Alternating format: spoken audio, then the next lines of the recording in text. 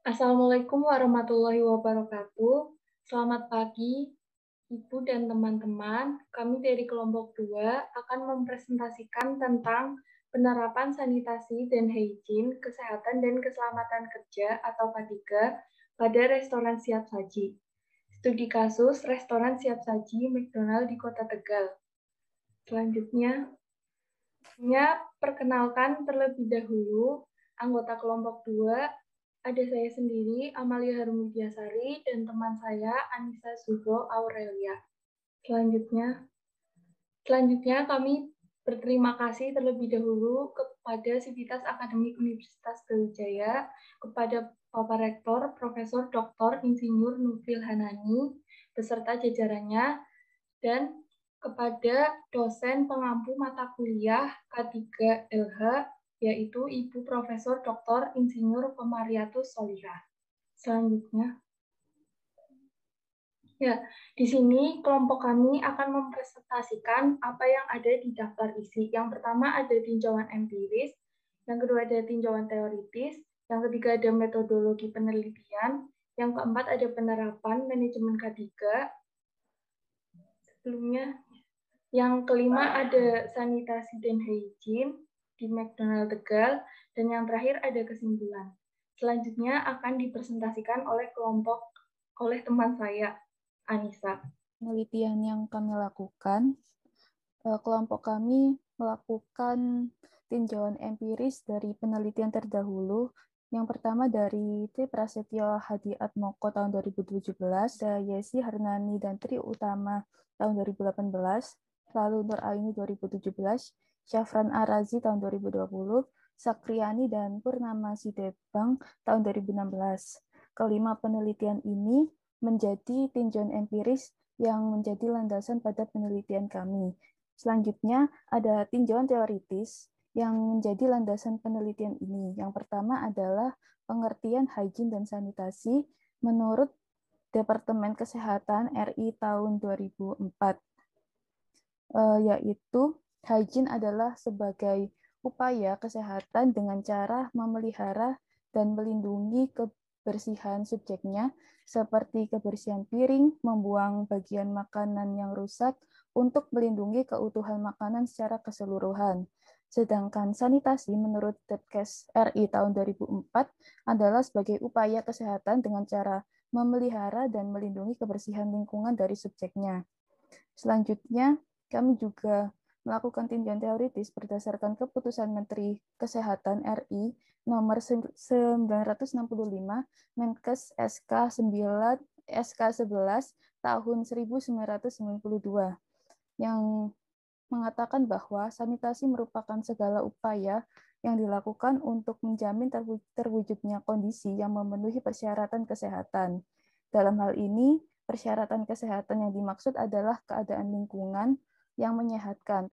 Yang kedua ada prinsip hygiene dan sanitasi makanan dan minuman. Yang pertama adalah pemilihan bahan baku makanan. Bahan baku yang dipilih harus berkualitas yang dapat diketahui dengan melihat ciri-ciri fisiknya. Lalu penyimpanan bahan baku makanan yaitu mencegah bahan baku menjadi basi yang tidak layak untuk diolah. Yang ketiga adalah pengolahan bahan baku makanan. Pengolahan makanan menurut Depkes RI tahun 2004 adalah suatu proses pengubahan bentuk dari bahan mentah menjadi makanan yang siap santap. Untuk itu, pengolahan makanan yang baik yaitu harus mengikuti prinsip hygiene dan sanitasi. Yang keempat ada penyimpanan makanan, yaitu menyimpan makanan yang harus diperhatikan adalah wadahnya, terus kualitas tempat penyimpanan itu sendiri. Yang kelima adalah pengangkutan makanan. Pengangkutan yang baik memiliki peran penting dalam pencegahan terjadinya pencemaran makanan. Lalu yang keenam ada penyajian makanan, yang penyajian makanan ini merupakan suatu langkah teknis agar makanan tersebut terlihat rapi dan terkesan menarik di benak konsumen yang akan menyajikan dan menghidangkan makanan tersebut. Yang ketiga ada sarana sanitasi lingkungan untuk tinjauan teoritisnya. Yang pertama ada air bersih yang mengalir, lalu yang kedua ada penyimpanan bahan makanan, yang ketiga ada penyimpanan makanan jadi dan siap untuk disajikan, keempat penyimpanan peralatan. Penyimpanan peralatan ini maksudnya dipisahkan sesuai dengan fungsi dan jenisnya. Lima, ada tempat suci, baik alat, bahan makanan maupun cuci tangan, dan yang keenam ada tempat sampah. Selanjutnya ada metodologi penelitian. Dalam penelitian ini kami menggunakan rancangan penelitian kualitatif, di mana penelitian ini menggunakan pendekatan kualitatif dapat memperoleh gambaran deskriptif secara luas mengenai fenomena yang diamati. Selanjutnya yang kedua, tempat dan waktu penelitian. Tempat penelitian yang kami lakukan berada di Jalan Maijen Sutoyo, nomor 54, Pekauman, Tegal Barat, Kota Tegal, Jawa Tengah. Waktu penelitian dilakukan pada tanggal 19 April 2021 sampai tanggal 2 Mei 2021. Kemudian alat dan bahan yang kami gunakan dalam penelitian yaitu ada alat seperti alat tulis, ballpoint dan kertas, dan handphone atau smartphone, serta bahan yang digunakan adalah beberapa pertanyaan untuk informan. Yang keempat ada cara pengumpulan data. Kami menggunakan teknik pengumpulan data dengan 3 cara, yaitu observasi, wawancara, dan dokumentasi seperti pencatatan dan foto. Wawancara dilakukan oleh 2 pihak, yaitu wawancara kami peneliti dan informan, yaitu berasal dari karyawan McDonald Tegal. Selain itu, yang terakhir ada analisis data. Analisis data yang kami lakukan menggunakan teknik analisis data deskriptif kualitatif. Ya, Selanjutnya, terdapat hasil dan pembahasan penerapan manajemen K3.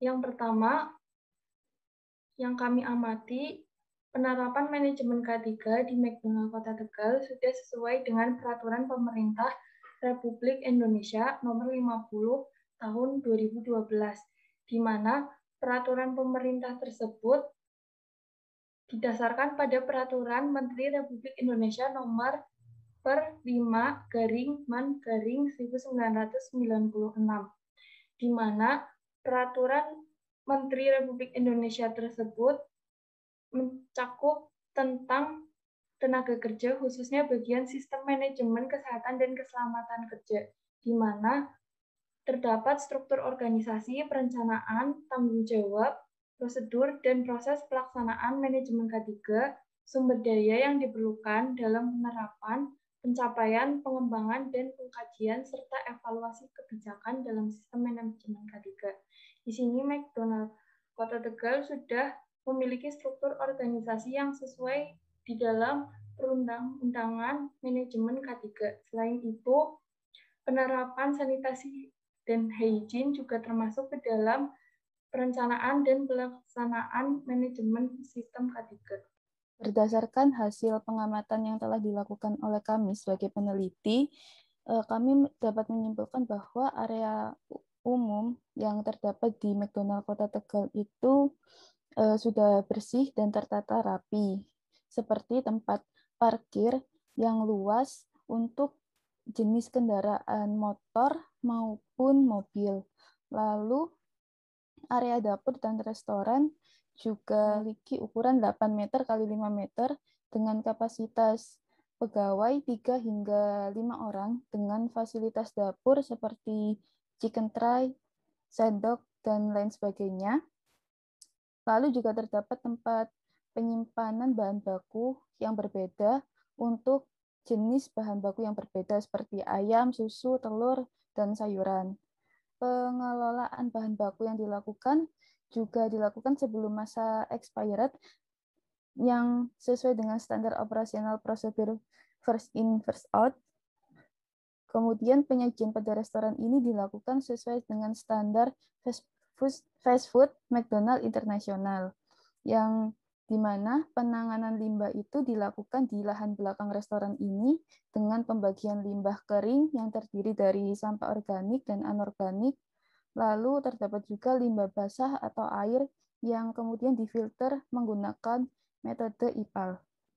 Untuk area kamar mandi sendiri, McDonald Kota Tegal ini memiliki 2 kamar mandi yang terdiri dari 1 kamar mandi dengan 3 alat buang air kecil untuk laki-laki dan 2 kamar mandi perempuan, lalu 2 wastafel, 2 sabun cuci tangan, dan 1 hand dryer, dan juga terdapat ruangan untuk janitor. Keadaan dan perawatan kamar mandi ini juga cukup bersih karena dilakukan pembersihan setiap 5 hingga 15 menit sekali. Kemudian hasil dan pembahasan selanjutnya, berikut adalah variabel yang kami lakukan, yaitu terdapat kamar mandi laki-laki dan perempuan, kemudian toilet yang dilengkapi dengan simbol, namun tidak tersedianya bak air dalam kamar mandi. Air bersih dan tidak berbau, tersedianya wastafel dan cuci tangan, sabun, tisu toilet, dan hand dryer. Kesimpulannya, kondisi hygiene dan sanitasi McDonald Kota Tegal tidak cukup baik, mulai dari penyimpanan hingga penyajian makanan. Namun yang menjadi kekurangan adalah terdapat karyawan yang tidak menggunakan APD secara lengkap. Untuk itu, kami menyarankan kepada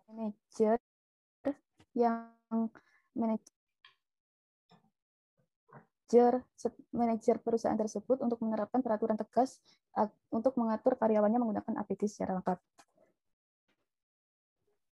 Ya, berikut adalah daftar pustaka yang kami gunakan, ada 8. Terima kasih. Sekian presentasi dari kelompok 2. Apabila ada yang ingin ditanyakan dari teman-teman, dapat ditanyakan. Terima kasih untuk kelompok penyaji atas pemaparan materinya. Saya Miftahul Umi Habibah ingin bertanya. Banyak penyakit yang dapat ditimbulkan dari kontaminasi pada makanan, terutama restoran cepat saji menyajikan makanan yang sering disebut junk food dan kurang baik bagi kesehatan. Sementara itu masih kurangnya pengetahuan dan kesadaran pengelolaan makanan akan pentingnya hygiene dan sanitasi juga. Kurangnya keterampilan tenaga kerja mengenai pengolahan makanan yang akan menyebabkan makanan menjadi kurang layak konsumsi. Adakah informasi dari kelompok penyaji mengenai kelayakan pemakaian bahan yang dapat dipakai kembali, misalnya minyak, tepung, dan sejenisnya, untuk bisa dikonsumsi kembali? Apakah ada metode agar bisa dibuat sebuah pelatihan yang baik yang bisa membuat masyarakat ataupun karyawan dari tempat makan itu sendiri bisa semangat menerapkan hygiene dan sanitasi tersebut? Terima kasih. Terima kasih, Miftah. Ya, barangkali teman-teman selanjutnya ada yang ingin ditanyakan.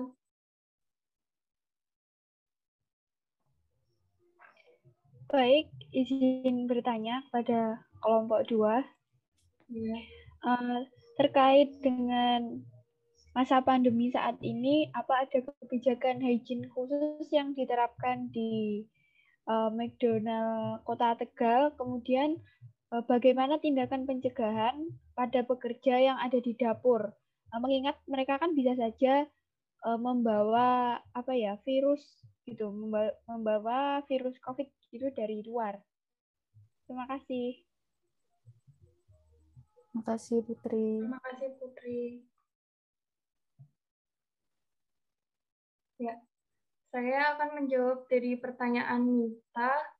Tadi pertanyaannya, adakah informasi mengenai kelayakan pemakaian bahan yang dapat dipakai kembali seperti minyak, tepung untuk bisa dikonsumsi, serta apakah ada metode agar bisa dibuat sebuah pelatihan yang baik yang bisa membuat karyawan bisa semangat menerapkan hygiene dan sanitasi.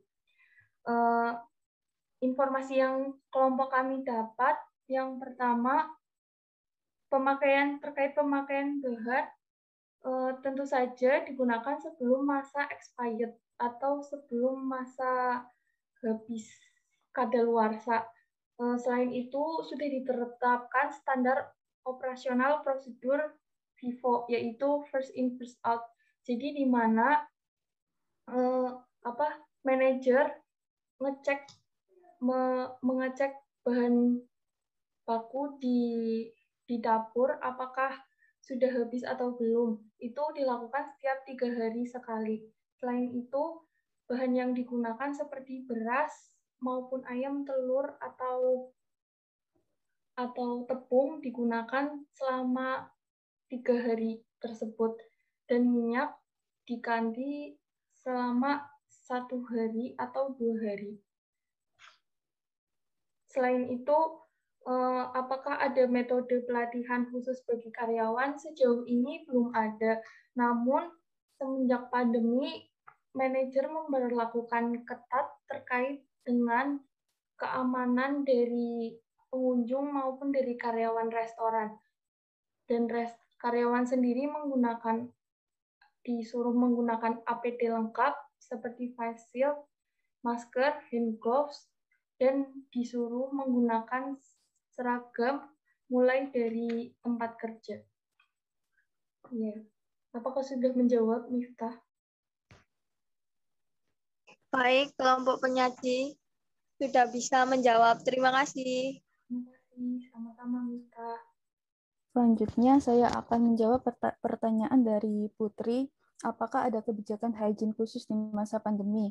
Kemudian bagaimana tindakan pencegahan pada pekerja yang ada di dapur, mengingat mereka bisa saja membawa COVID dari luar.